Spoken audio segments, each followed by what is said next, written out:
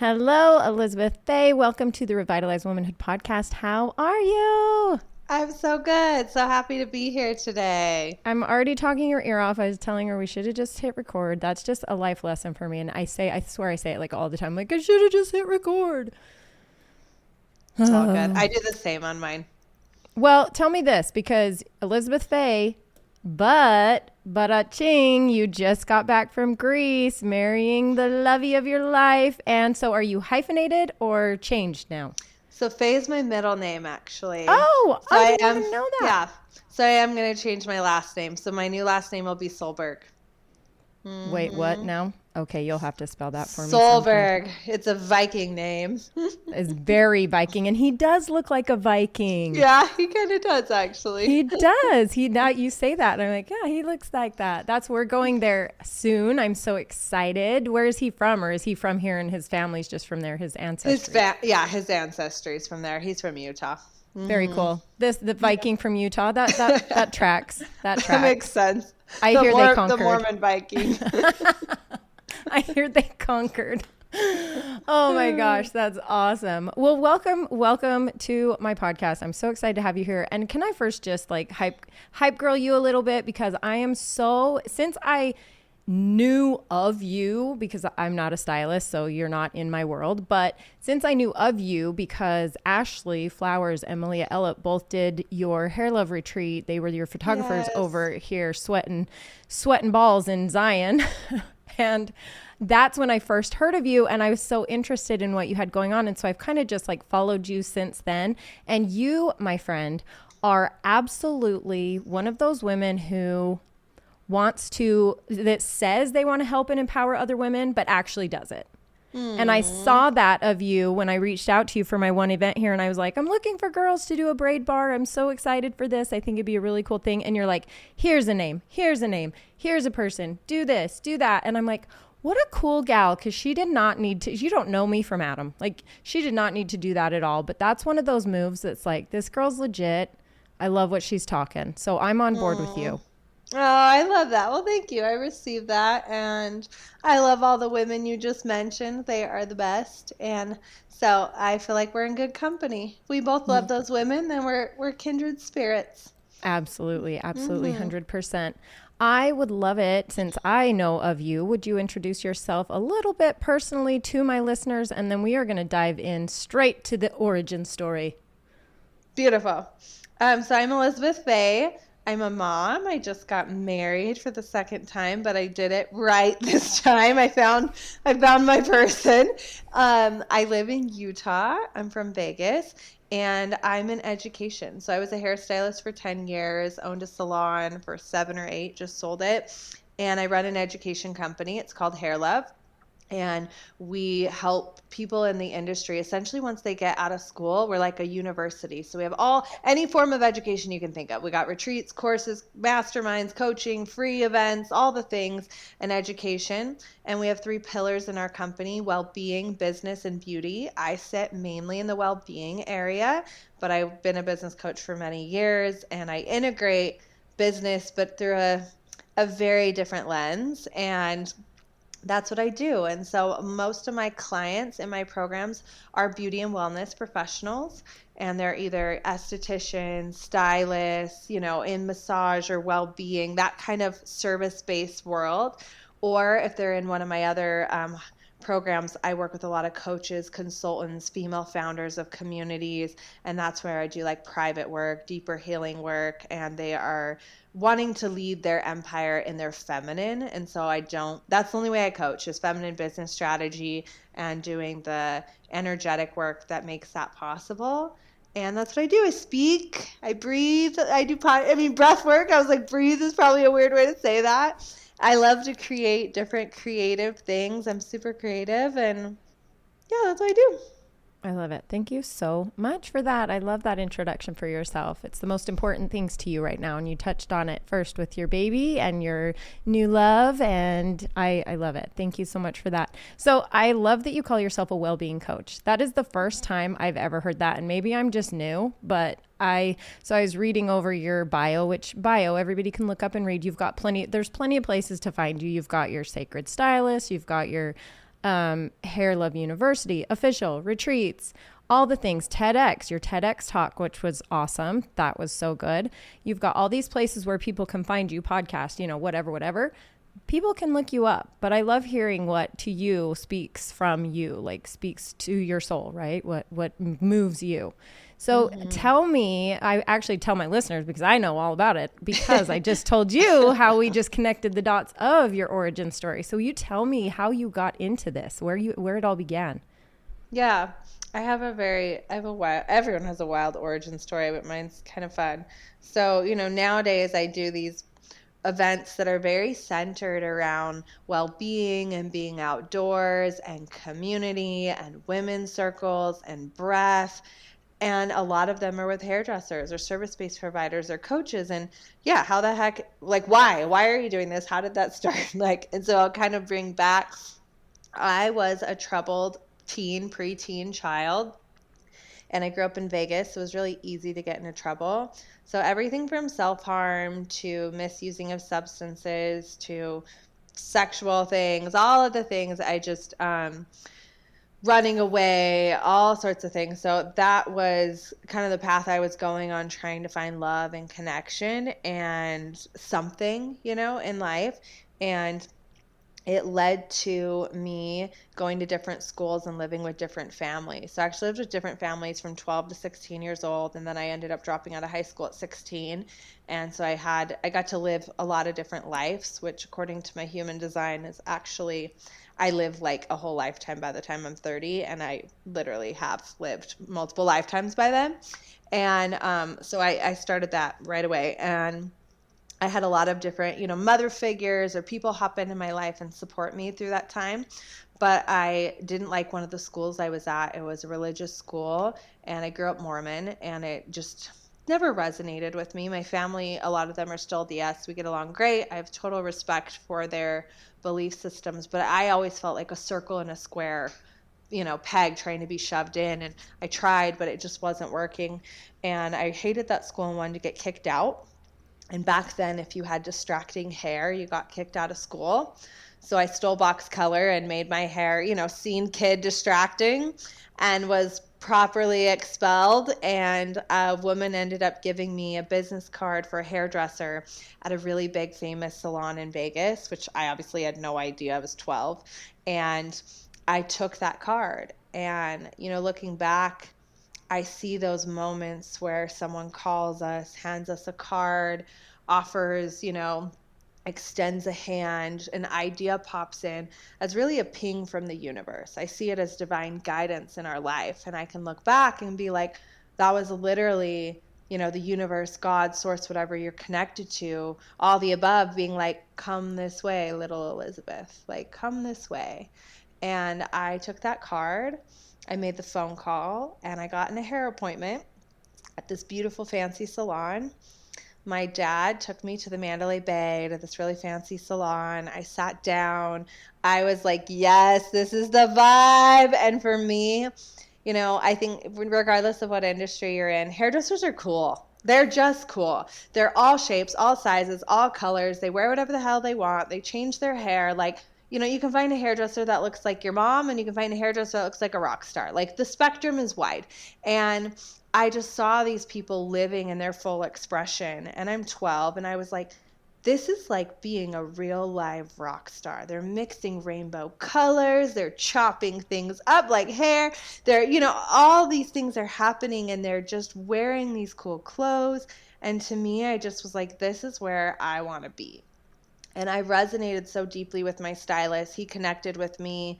He learned about my life, because that's what you do in the chair, is share everything. And my dad was pissed at the price of the color correction.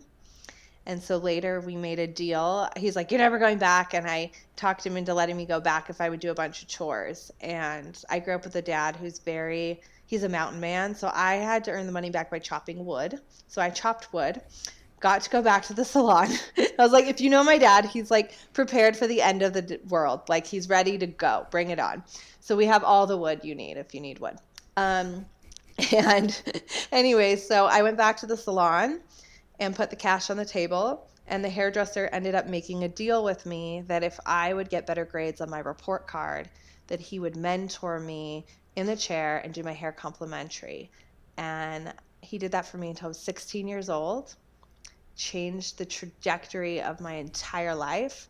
It was the first time I felt heard, seen, and loved and beautiful in that way, and for who I really was, not for who someone wanted me to be. And I ended up getting a job as an assistant after I dropped out of high school for that stylist's boss at the time, and it began my career path in the beauty industry. Which we're finding out now she ended up actually teaching or going to school with, because he won't call me back to confirm, my best friend who ended up running that salon. Which is from so St. funny. George. So just like full circle, you trained someone that took over running that salon. How wild is that? That's like full circle. So cool. So cool. So cool. So well, yeah, that started my career.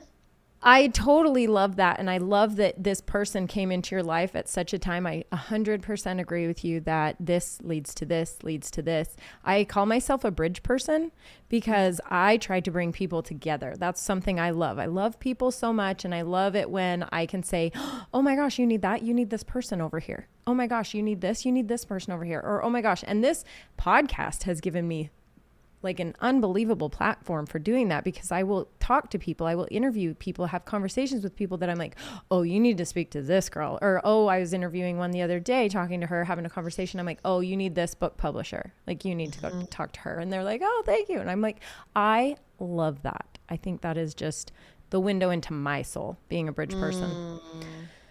And that's awesome. So, Kate, tell me this. This sounds a little not ignorant, because again, I'm not in this world, but that retreat that Malia and Ashley did for you, what was the concept behind that? Was there some kind of like hair situation for people that have lost all theirs or something? I mean, okay, that sounds awful. No, that's a good question. I'll explain that. I want to know about that.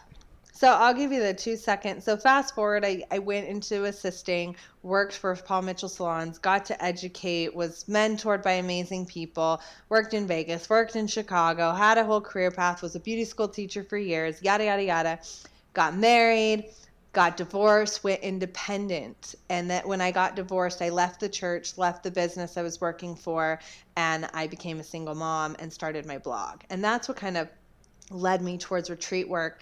I started doing women's events for hairdressers for 4 years. So I spent 4 years doing workshops that were mindset, business, and hair painting. And that's what built our HairLove community. So they were small 10 to 30 person workshops all around the nation. And every other weekend I'd get on a plane with my little assistant and we would do a workshop. And that's what built my brand and clientele in the education world. And in the meantime, I did hair at home and all the things, opened a salon. But that's how I got into brand work, influencer work, building a community. It was just kind of a slow building over those years after years of working, and working my butt off in other places as well. And the retreat concept was supposed to be one time. So growing up as a troubled teen, my family's LDS, and in Vegas there's a pretty big LDS community, and that's Mormon, by the way. If you don't know what that is, it's religion. So anyways, where we grew up, Mormonism wasn't like it is in Utah. Utah, people drive nice cars, everyone has clothes, they're well dressed, there's maybe some clickiness or judgment, not everywhere. In Vegas, it was like a shelter where people needed food. We lived in a hard part of town. People were just coming to have the church support them, not even because they necessarily believed in it, but because they needed help. So my dad did a lot of charity work and service work growing up in the church, and there was a lot of troubled teens, myself included. So he worked, doing like a ton of troubled teen work. And he's a hike guide. He's a yoga instructor. My family does teepees. They set up for rendezvous and they teach people about gatherings and all these things. So my dad brought his knowledge into that with Boy Scouts and Girl Scouts and all of that. And he helped a lot of troubled teens. And I would go on those hikes, those experiences with him where we'd backpack and build fires. And my connection to the Red Rocks and nature was a big part of what kept me alive and was a place that I found, peace and some form of higher power growing up. And then later, hair saved my life. So when I started HairLove, I said I wanted to create something that was the two things that saved my life and create kind of this unique camp experience where it's almost like a rendezvous and a festival had a baby with a hair show. And we do this event where we do yoga and we connect in circles and we talk about business and all of that. We'll do a little bit of hair, but it's about an experience that you escape to learn. And that became our education concept, is we believe education unlocks human potential and we create experiences where people escape to learn. And it was birthed, and that's what we did. We were going to do it one time, and I was doing a workshop and said, who wants to come? And all the girls in the room put their credit card in the air. And I said, let's do it. So we launched HairLove, not knowing how the fuck to run a big event like that. And I learned by fire, and luckily had the most amazing humans in my life who helped us pull it off by the skin of our teeth. And that's how HairLove started. And the scenario you're talking about is in the documentary and a few other things. One of our really good community members went through cancer, and she was going through chemo, and your hair falls out with chemo, and she needed to shave the rest of her hair, but wanted to do it with her community, with people who get it, with people who know how important hair is in their life, how it makes you feel. And so she wanted to shave her head on stage with all of her HairLove brothers and sisters and have her hold her hands. And so that was just something she wanted to do, and it was beautiful. And so obviously hair loss is something hairdressers deal with their clients, but no, the event is not about hair loss. But Lauren's experience has been about hair loss because she's going through cancer. And so that was a beautiful moment. Yeah. That was. I didn't know anything about it, and I got to experience just a teeny outsider's perspective of it, and was already just like, oh, look, how long ago was that? And I'm like bringing it back up to you. Like it touched me, and I didn't even know anything about it. But so thank you for that. That's amazing that she did that. And she wanted this community to be with her in that moment, because that means that you and she are part of a community that sees through what most people believe. And I'm going to have you help me break the stereotype of the clickiness or the cattiness or the backbitiness of hairdressers, because I 100% believe that hairdressers are what you think and talk about as being therapists, like therapy in a chair. Mm-hmm. They are a place where you can be, you call it heard, seen, loved. And I 1000% agree with you. And when you find that stylist, you are with them thick and thin. I mean, I went to the same one for 10 years until she moved. And then now I've been with the same one since then for probably 10 plus years. I mean, whatever, right? And it's true. I love your story that you say that you know somebody that holds all of his special life events and keeps track of them so that he can share them with his stylist. Like, that's my coach. Adorable. That's basically me, because I only go to a stylist like once a year, if even. Bless. You're like, my heart, here's the update. Heart. I'm like, okay. We're usually, because we leave the country for 6 months to a year to 3 years at a time. So I actually have a really funny story about getting my hair done in, is it Slovenia or Slovakia? I can't remember either one, but I basically got a mullet. She gave me a mullet, God. And I was like, thank you. And guess who I immediately called? My stylist. And I'm like, this happened. And she's like, how very modern of you. How very modern of you. Oh, it was bad. It was so bad. I was like, but she was beautiful. Everybody here is so beautiful. I thought, of course, get your hair done here. Everybody's so beautiful. She probably was like, stupid American, I'm going to give you a mullet. Hey, mullets are hot right now. They mullets are. This was not when it was hot. It was not. Okay. It was in 2017, maybe. Oh, you were just. I was early. I mean, that's my origin story. I had a girl on a couple podcast episodes ago that was from my junior high and high school, and she says my first memory of Gina was the shaved hair. With the hair over it, but the shaved hair. And that was 7th grade, Kaysville, Utah, like same thing, the whole Mormon community. And she's like, and the pick in the back pocket. Let's not forget that. That was like the icing on the cake. And I'm like, Thank you for letting all of my listeners in on that detail. You're like, I'm so excited you shared that. So I see you. Okay, I see you. I feel you. I see you. We would have been wild animals. We would have been. I was the square. I've got the Mormon family, 8 kids in my family. Like every single person in my genealogy was married in the temple, whatever. And then here comes me, and I'm like 8 years old, and my sisters are wrestling me into a dress to go to church, and I'm fighting it with every fiber of my being. And why would any child do that? Why would any child feel that way? I don't know anything about the church. I don't know anything about this, that, or the other. All I knew is I didn't want to go. And that was it for me. You're like, listen, I have a soul contract to break this karma and to transcend our generations. I'm going to do everything opposite of what you say from here on out. Here on out. So I see you, but thank you. Oh my goodness. So tell me, what is, I see all of your beautiful, your little tidbits and your beautifully made content and all of your coaching stuff. And what is the path you're on from here on out? Are you just going to continue with what you're doing, or do you have something big planned coming soon? I have something big planned. I do. That's what I mean. I have a lot of people that are all, first, I'll tell it to everyone here. It's the first I'm saying on this. And I'm like, like I have no listeners, but go ahead. No. Please announce it here. I think I had Emily Frizella drop a bomb on here once. I had someone else, and I'm like, am I just that face that everyone feels like I should be the first person to know? Let me have it. Go ahead. I do have something that you can be the first to know. How about that? Yay. So, I have a few big missions that I'm working on. First and foremost, I love what we're doing. And so how we're advocating for the hair industry with HairLove is just continuing to keep our hairstylists change the world movement. We made our documentaries on Amazon Prime, which is such a beautiful piece, our TED Talk. So just really continuing to be an industry advocate. We'll still do our retreat. I've made a lot of adjustments with my retreat. It's actually smaller. This is my first year doing it this small. And I really want it to be almost like a signature experience that you can experience the same signature things every time. We just maybe add or tweak a business or hair segment slightly, which is what we've kind of been doing on accident, but I'm really fine tuning, like, this is the signature HairLove experience, period, the end. So that is what is with HairLove. But what I've been, cooking up, when I wrote on my vision board this year, I wrote, help millions of lives make so much wealth through honoring their well-being. And that was just like, I was like, how am I going to do that? I don't know. Like, that's what I want to do.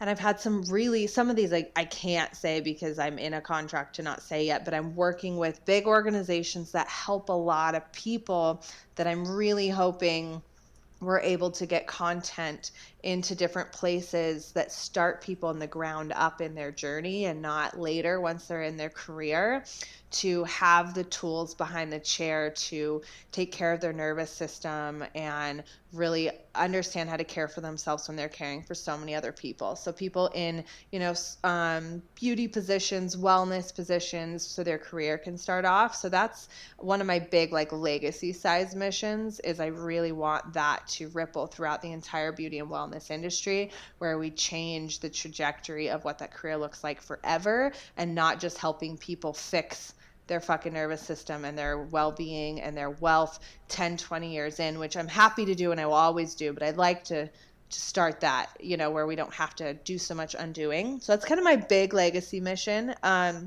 have a book I've been working on for years that every year I say is coming out. It should be next year. I don't know if you know this. The publishing industry is going through a lot. Have you been hearing what's going on?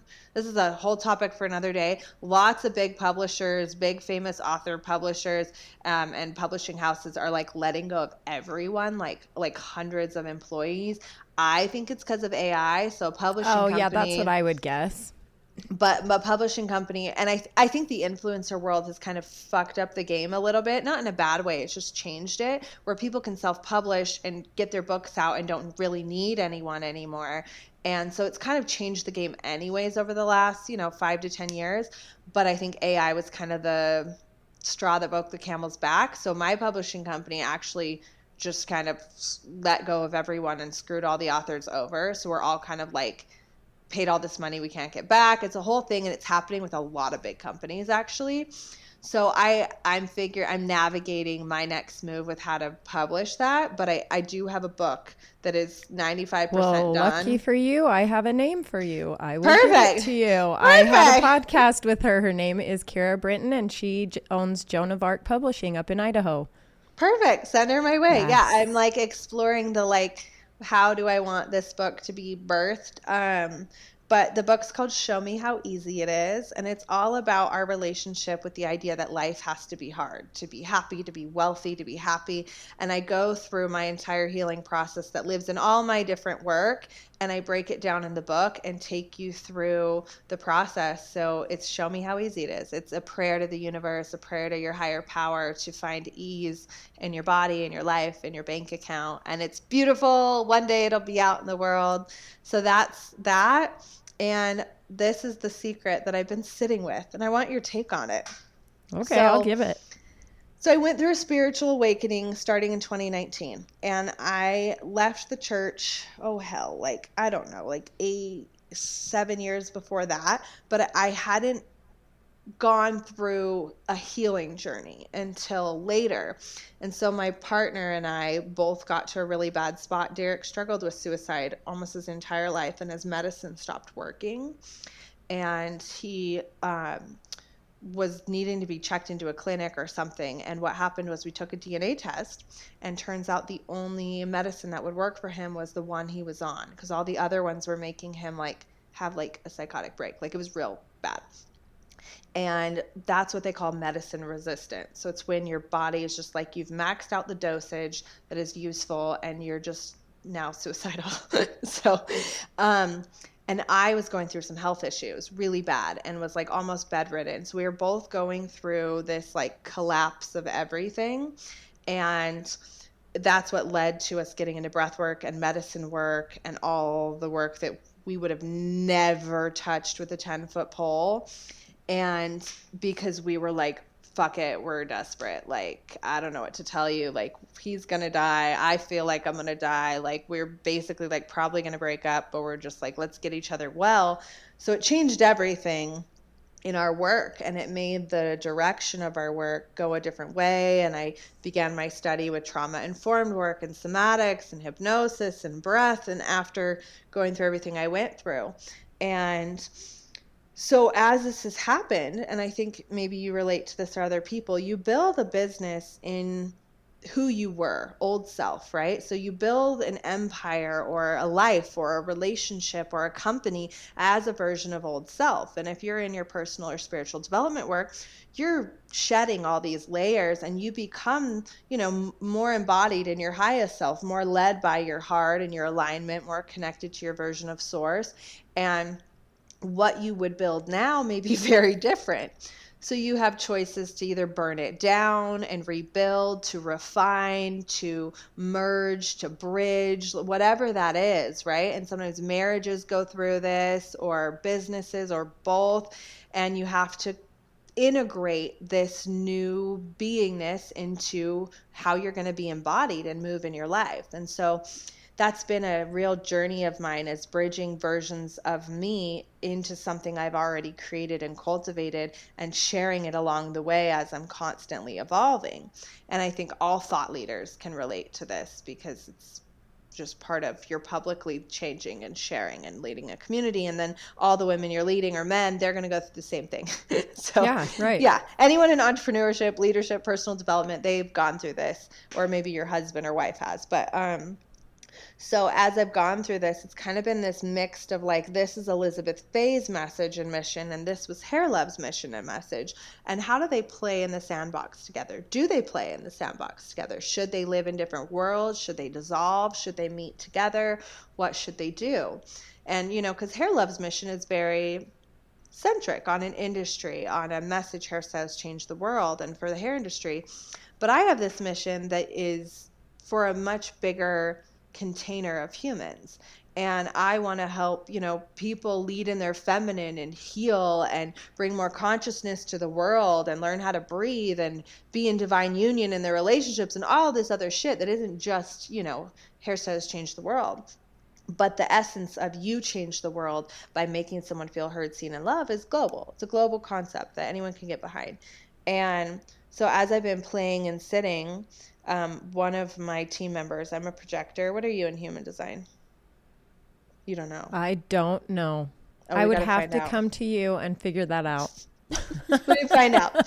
So could you tell me, please? If we did your chart, we can find out.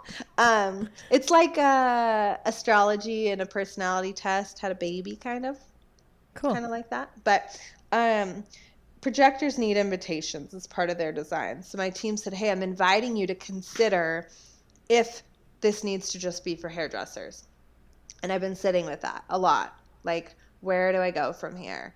And, I've mastered an area, an industry. I've gotten really far in this, but I don't feel like my work is done in it. And so I've really decided I'm going to separate. I'm going to have HairLove be HairLove, and I'm going to turn my mastermind Sacred Stylist. Are you beeping? Yeah, that's absolutely what I would say. Yes, you are. I'm turning it into the Creatrix Collective, and it's going to be a community of conscious female leaders who are in the well-being industry, beauty, service-based, coaches, and so all my stuff can live in there, where people who don't want to learn about syncing their period with their business, they don't have to worry about that. They can come to HairLove, have a really beautiful personal development experience. It's co-ed. You know what I mean? We can help the industry. Yeah. But people who want to make money in this conscious way, they'll be here. And so that's kind of my big, I'm going to do it next year. And I'm sitting in the ideation of what it looks like. But that's the name. And that's what we're going to do. I'm so glad you're saying that's what we're going to do, because it sounded like you were nervous, still thinking about, stuck in limiting belief feeling mode. But you shouldn't be, and you ended it with not being. You go forward, trajectory, put yourself on the path, because you've already built HairLove to be this beautiful, created thing, right? And it's doing what it needs to do for the people it needs to do it for. But I was actually thinking that, being this nobody that, sorry, I'm not a hairdresser, but I'm like, well, maybe I could get on with that and just ignore the hairdressery part, right? So for me, I was already like, well, this looks like an amazing thing for me as a person who is expanding, who has been in the personal growth industry for the last year and busted at seams in expansion in just that time. This is our 1-year anniversary of my business. And so cool. Yeah. And so for me, you're speaking to a whole category of people that is beautiful and amazing, and I support it because I feel your vibe in there. It's true that hairdressers change lives, and that's true. But over here you have all of these women's that need more from you. Do you know what I mean? More, and maybe not even more, but different from you. They need different from you.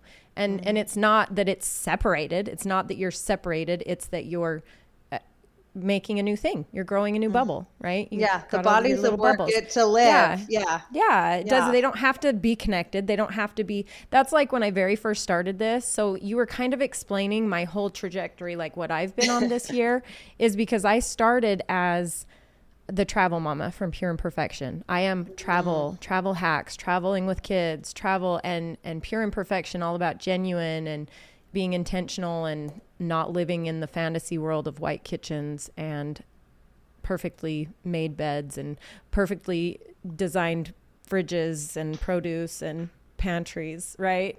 This is chaos over here. This is curated chaos. I love that. And then to be asked to start a women's movement and a women's community about being intentional and being genuine, and right. So it felt like I was kind of being torn apart. Yes. And so I had this baby over here, and now I'm creating this baby over here. And in the process of this full cycle, 1-year cycle, I've come to the point of, especially now that we're leaving again, we've been gone for the month and now we're leaving again for the rest of the year traveling, to now I have to do this as the travel mama, as Pure Imperfection Gina. So my worlds will literally collide and have collided this last month. And I have to squish them together. So I have to become this person who does it all. Like, and I can do it all. I just have to manipulate how I do it so that I can do it all. And lucky for me, you say lucky for you, you have this amazing community that supports your growth and expansion. I as well have amazing community and women who support that. I want the best for them. Well, they want the best for me, right? I'm not leader Gina. I am one of their sisters, someone in the trenches with them. And so I am allowed to make that happen. Like I went to some of my leaders, my squad leaders, and I said, what does this look like if I don't do a podcast every 2 weeks or every week? What does this look like if I don't have our leader meeting every week and maybe once a month? And they're like, what's going to fill you? Because we need to make sure that your cup is full too. Just what I preach to them, they're preaching to me. And I'm like, yeah, seasons. So for you, where this is, it's already this baby, this beautiful, it's not a baby anymore. It's grown, full grown. It's beautiful. Let it, like you would an 18-year-old, go and discover its own identity without you puppeting. Right? Yeah. So go build your new baby. So I'm excited because I like, I love that perspective. And I think a lot of people get that as they grow, and it's like, and sometimes we sit with it and we're like, I don't want to do that anymore. But I did sit with it and was like, no, I fucking love the hair industry. And I just, for now, at least of today, I see myself as an advocate for those humans for the foreseeable future. And at the very least, for a long time, and I leave a mark that can continue to make it better. But I am so lit up about all my programs, and they need a separate world. Do you know what I mean? Where they can cross promote occasionally, but they have separate heartbeats. Yeah. And that's where you've led in a way that you have women who want to step in and fill these shoes, give them the opportunity for leadership, give them the opportunity for growth and expansion in themselves in that category, while you get to come over here and start continuing to expand and grow yourself over here in this way. Yeah. So that's kind of my new adventure, is like a dividing of the houses in a little way and preparing for, which is like all perfect because it's, I do so much feminine work, and I'm preparing for a new season of motherhood at some point. And so it's like, feels like foundational work leading towards whenever that season comes, Oh, I'm here for it. I can't wait for it. I'm here for it. Anything you need from me, like, since we're now besties and we know everything about each other, I mean, I'm here for it. Done. I have the funniest question for you. And one of them is a hard question and one of them's easy, but I'm interested to see which one's easy for you and which one's hard for you. Let's find out. What is your most favorite beauty? I mean, beauty in every aspect of the world, right? I'm not just talking about the physical, but for the exterior. So what is your most favorite beauty product or hack for the external self? What is your favorite? Okay, for the external self. So what it looks like on the outside, right? Yes. Okay. My favorite beauty hack for the Can it be something I take internally that helps the external? Yeah, absolutely. Yes. You're gonna die at what it is. Yay. That's what I love. Give it to me. It's coffee enemas. Coffee enemas? Okay. I'm sure that this is past my brain at some point, but I've gotten rid of whatever and kept others. But what's a coffee enema? I mean, I know what coffee is and I know what an enema is, so I'm kind of using my imagination there. So coffee goes up your ass. It's a very clean coffee. And it is just what I thought. Okay. Yes. So literally it is so good for so many things, but it made my breakouts completely go away. It obviously helps with your digestion, your gut health, all of it. But I had for like a year these 2 spots and one right here. I mean, same breakout, same time. And I get facials. I wear good skincare. I do all the things, and I was like, I don't know what else to do. Like, I know it's internal and I don't know why. And one of my girlfriends who's an herbalist sent me a face map, and she's like, look and see how, like acupuncturist, like face mapping where it's connected to. And it was part of my colon.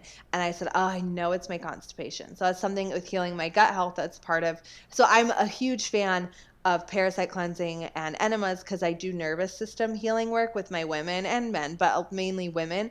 And that's a huge part of healing your nervous system, is the somatics and energetics and mindset, but also the actual healing of the body.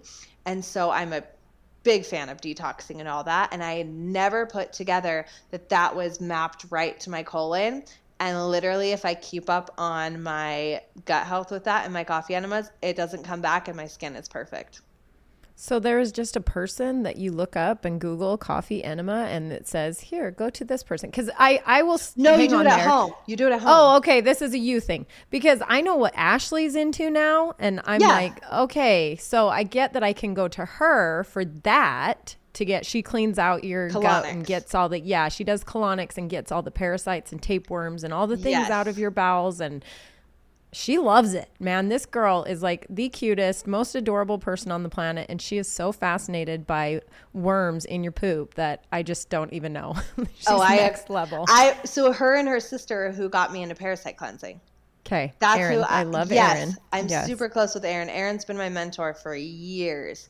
And so that's how I know about detoxing, is Erin. Okay.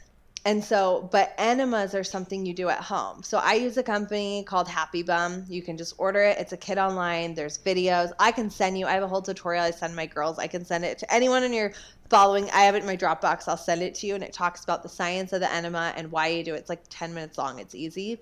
You do them in your bathroom. And it is like, I do it and then I take a beautiful hot bubble bath. And it's just like the most delicious situation ever. Okay, I definitely want that. It's going in the post in my community. Sorry, the rest of you just kidding. Just ask me if you want it. Okay, that was amazing.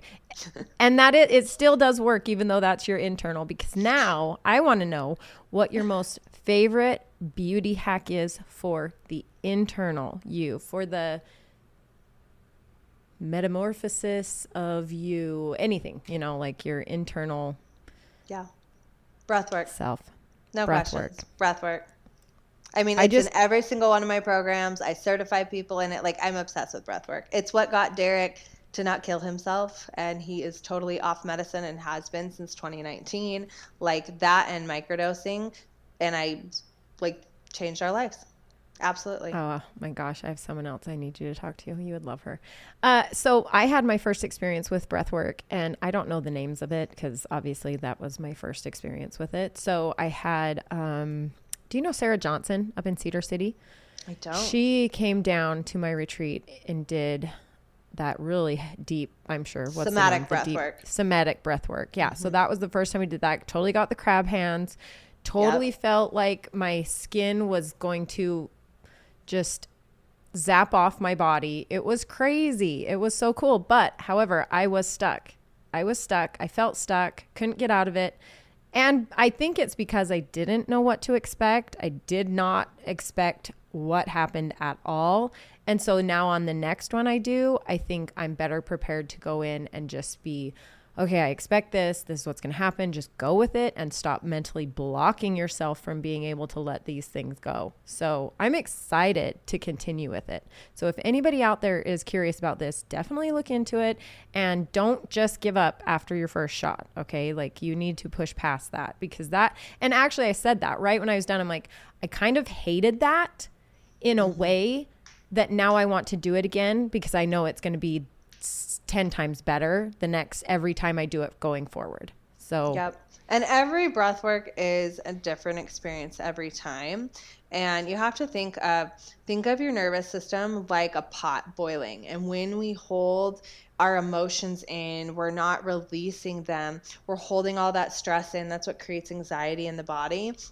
It's like the pot's going to start rattling and steam needs to be let out. So somatic work, and somatic is referring, your soma is your body, your psyche is your mind. So somatic work is all about essentially releasing that pressure, like the air out of the balloon, the air out of the pot, so the body can go back into a rest and digest state. So the nervous system can switch out of that, and allowing you to have emotional release and emotional expressions. And that's where, as a facilitator, we want to teach people, what is emotional release? What could it look like? What might it feel like? and maybe encouraging sounding or movement or shaking and teaching people how to regulate their nervous system and release, because we're not taught emotional intelligence in that way and our own somatic, so we don't know, and we think it's weird. It's weird to make noise. It's weird to shake. It's weird to pound. It's weird, all of these things, when they are a discharge of the energetic and emotional body, and they allow scientifically the body to go back into a calmer state, and it heals your nervous system. And so it's not something you do once. It's actually a practice that, does stress happen once? No. You live in a world where you're driving and going to work and doing all these things, or you get stressed, or things happen, or we have trauma and emotion that's stored in the body. If you've never done your shadow work or healing work, you get to do all those beautiful layers and then maintain your body. And so that's the opportunity, is to release. And the other opportunity with breath work is embodiment. When we clear, we create space for what we want. So we get to bring in, using our intention. Think of mind like a driver or director, and it gets to intend what we want to feel. And when you think, there's a part of the brain that creates a chemical, and that chemical is emotions. So when that chemical is dosed down, it sends a signal and says, oh, we feel joy, we feel peace, we feel presence, we feel calm.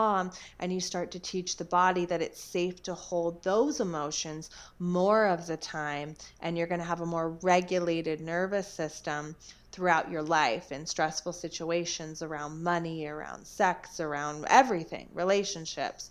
So somatic work is one of the most powerful ways to heal your nervous system out there. It's free. You can get high on your own supply. It is beautiful, and it's a practice, and that's why I'm so passionate about it. High on your own supply. Dig it. Love it. What I have a coach that calls it, what you just described, kind of like a cognitive cycle, but deeper. But I have a coach that calls it, your mind is a bartender, and it will make whatever cocktail you tell it. So if you want it to make anger, it's going to make anger, and it's going to put that through your body. If you tell it to make joy, it's going to make joy, and you can tell it whatever cocktail to make, and it's going to make it for you. So if you think about it that way, like, you're asking this bartender to make you this cocktail. Is that really what you want? So control that a little bit better. We talk about that a lot over here in my community, for sure. Okay. What does it look like? Because when you were just explaining all this and the work that you and your partner have gotten into together, do you do this together? Is this a daily practice you guys work on together? So, and if it helps you to really get detailed with this, or not so much, share what you want, obviously, but what's a day in the life for you? Because it sounds very different than a day in the life of me, but just because we are new to all this experience. So we are very different.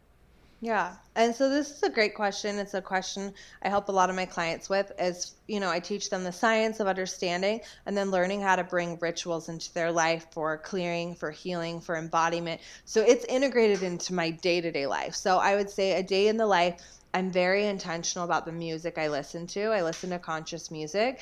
We manifest what we think and what we feel, and music carries a certain frequency. You can follow me on Spotify. I have playlists for everything from sex to bubble baths to money to work to kids to everything. It's just, hey, Elizabeth Faye on Spotify. The music you listen to. So we always have frequency music, conscious music. Sometimes it's rap conscious music. Sometimes it's jazzy conscious music. Sometimes it's peaceful. Sometimes it's native or medicine music. So that's a big part of our life, is music.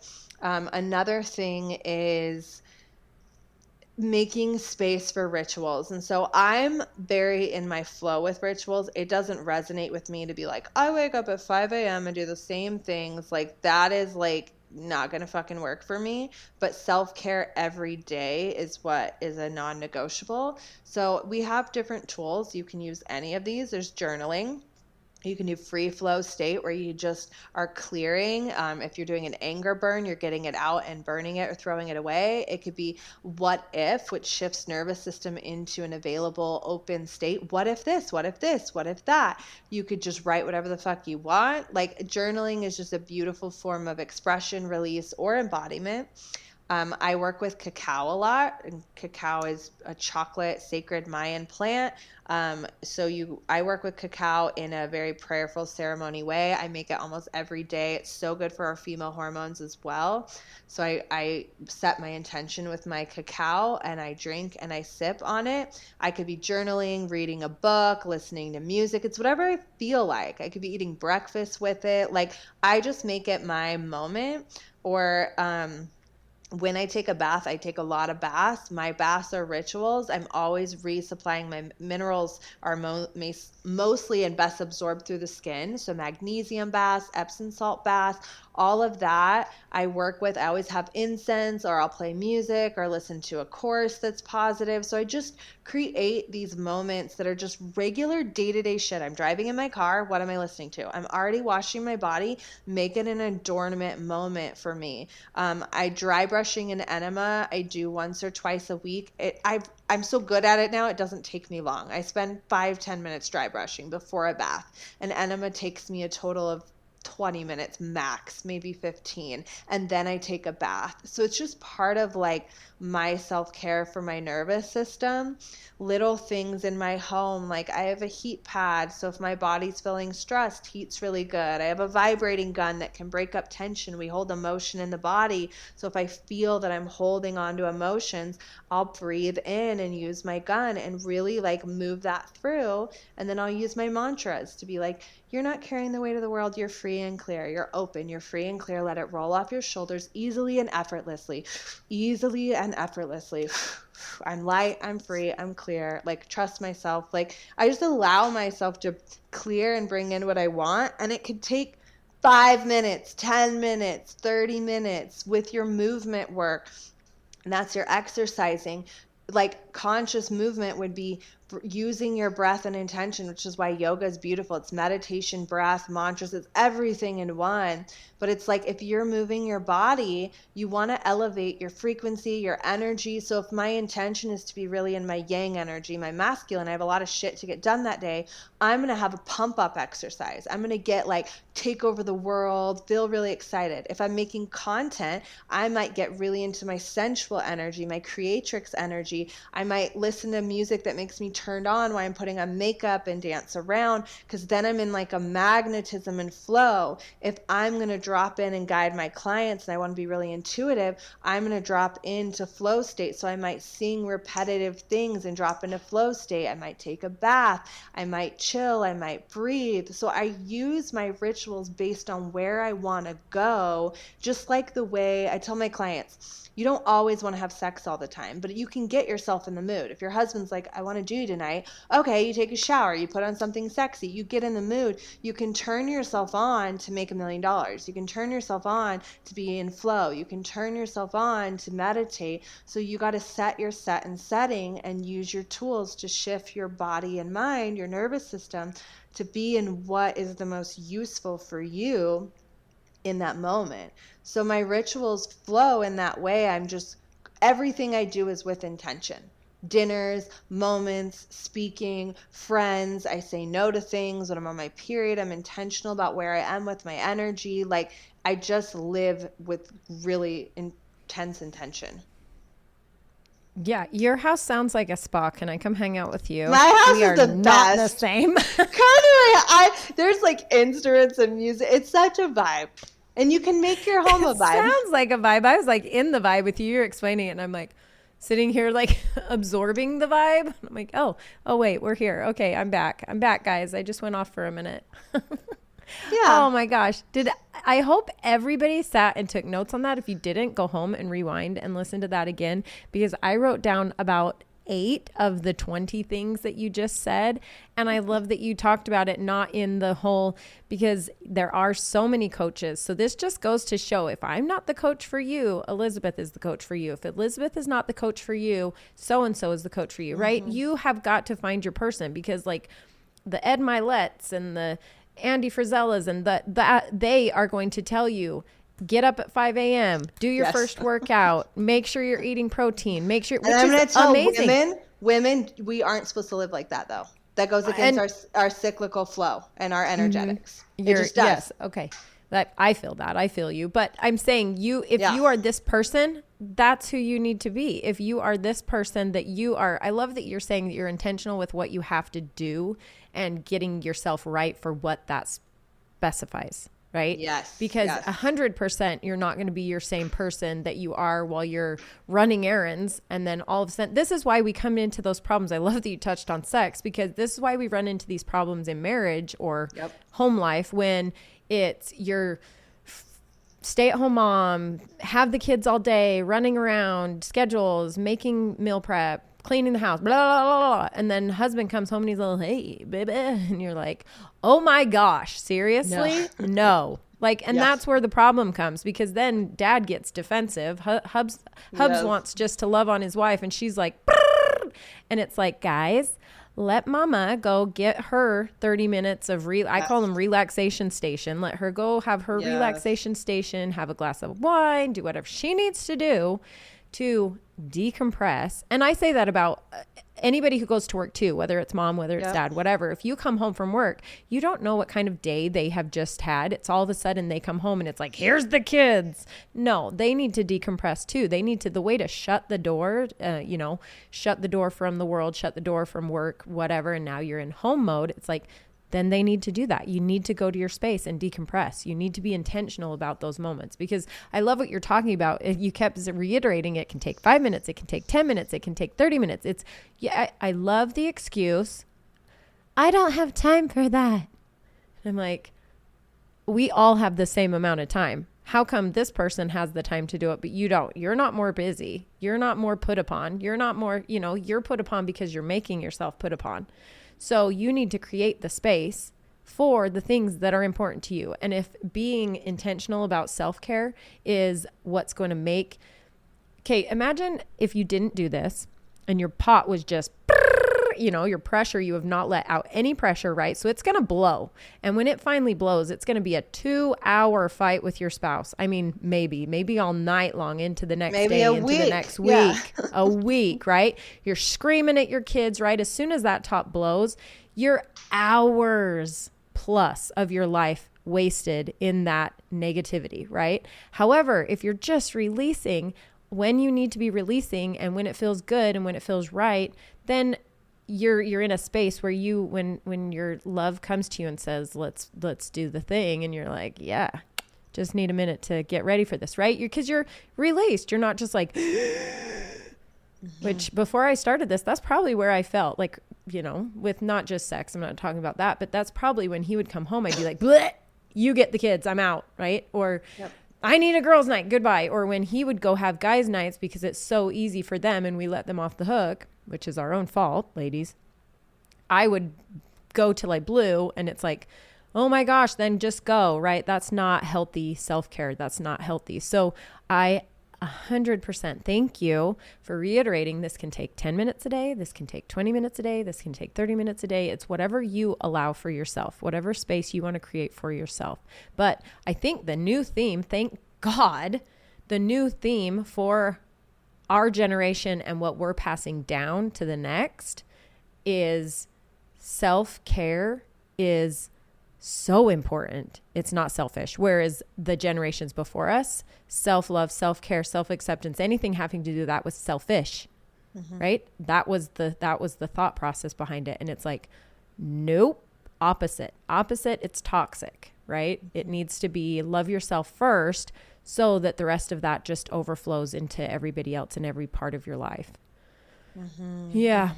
Yeah. I'm with that. Well, and I love that you said the small amounts of time, because a lot of the things, I don't even have more time. I've just replaced the thing. Like I work out a different way now. I drive my car and listen to something different. I still shower my body. It's just more of a moment. Like there's probably things you're already doing. I would guess you go to sleep, you shower, you eat. I mean, we got some basic shit I can bank on you do, and we're just refining and adjusting, and you'll integrate it where it's just part of who you are. Like I have transition rules. Like when I go from work to mom, I work at home.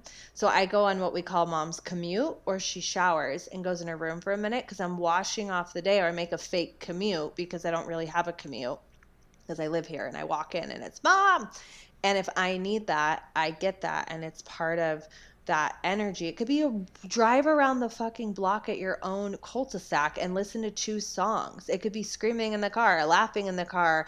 It could be you're just moving the energy so you can come in and be more whole and enjoy your family. Like, I didn't enjoy my son till he was 6. I didn't know how to enjoy a romantic relationship until 3 years ago with my partner. What if I would have waited till I was 90 or 80 to do that? Like, I'm so glad, you know what I mean, that I've been able to change, and I'm so passionate about helping other people savor their life and make money from a space of freaking ease, man. Doesn't have to be so goddamn hard. And savor your life. I love that. Writing it down. Savor your life. That's what I'm trying to impose on any listener, any woman in my community. It's savor life. Okay, you get one, right? I think we all feel those moments where it's like you look around and you're like, what is this? This is what I planned for myself? This is my ideal existence? No, because I'm pretty sure I'm willing to bet, and especially because of what I've heard through all this, is you've taken on this crap. You've taken on this crap because you're supposed to. You think you're supposed to do this. You think you're supposed to do this. So-and-so expects you to do this. You feel like you're being nice by saying yes to everything when really you're just killing yourself. You know, all of these things that I hear from women, and because I am specifically women oriented here, sorry men, but you are doing this to yourself. You're doing this to yourself. No one else is doing this to you. You have the choice. You have the choice to say no. You have the choice to go travel the world. I mean, you have the choice to make these, you don't have to, it doesn't take money to do, like tons of money to do certain things. Okay. You can't get out with saying, oh, I don't have enough money for that. Yeah. Obviously you need money for certain things, but there's ways to live certain ways so that you can create more money for yourself. You can create more time for yourself. You can create more abundance and happiness and joy, right? And a lot of it is locked in your mind. It's locked in your mind and you just have to unlock it. And that's absolutely. So from my soapbox here, we'll come back down. Come off it, Gina. Come on. What is it that you've already said in this whole show? I think you've touched on little bits of it, but if you had one woman standing in front of you and you had 2 minutes to say what you just wanted to say, and it basically was the embodiment of every woman in the world, what would you say? Take as long as you want. It doesn't need to be 2 minutes, but I mean, just I don't need if you had that moment to just be like, wake up, or What I would say, I'll just speak as like what my highest self would say to me, because I think that will relate too. So yeah, love it. What I would say,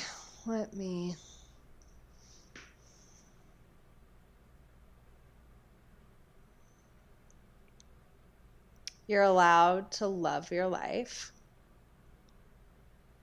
You have permission to trust your desires, and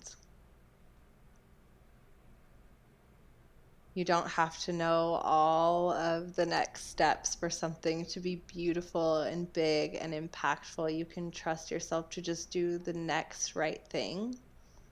That the right people will always find you if you keep your heart open to allowing people to support you and see you and even judge you sometimes. And that other people's judgments are just their subconscious data, and it doesn't have to mean anything about who you really are. That the mentors in your life are placed in there for a reason, and to lean on them and walk alongside them. And that your feminine energy is your secret power. It's your ease, it's your flow, and it's never been your weakness. Your emotions have never been your weakness. Your seasons, your cyclicity has never been your downfall. And it's okay to find success in a way that looks different than the world has taught you to find it. And it's going to be so much better and more beautiful than you can even imagine.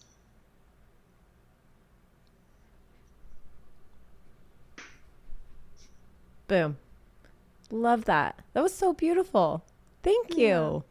Thank you for that. That was like, and we're done. That's a wrap. Thanks. Oh man, I just made my studio freeze by doing that. Look out. No fast, sharp movements. Like, stay still. Stay still.